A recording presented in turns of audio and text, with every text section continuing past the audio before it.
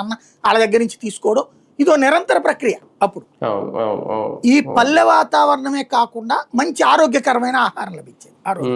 మంచి పాలు, మంచి పెరుగు, మంచి మజ్జిగ, మంచి వెన్న, మంచి నెయ్యి అన్ని. ఇవాళ అది పోయింది కదా.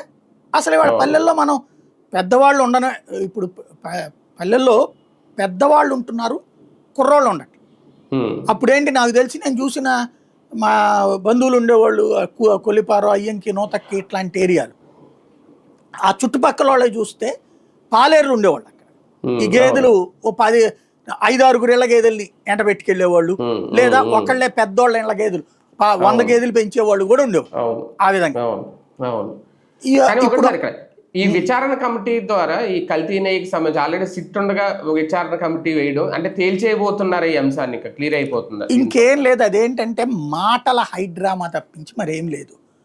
బేసిక్ గా సుప్రీం కోర్టు వేసినటువంటి సిట్ ఏం చేసిందంటే అసలు వాళ్ళని అరెస్ట్ చేసింది, శిక్షించే వాళ్ళని జైలుకు పంపించింది, వాళ్ళు కేసులు బెయిలు వస్తున్నారు, అదొక పక్కన. ఇక వాళ్ళది ముగిసిపోతూ 36 మందికి సంబంధించినటువంటి బాధ్యుల్ని చేసింది.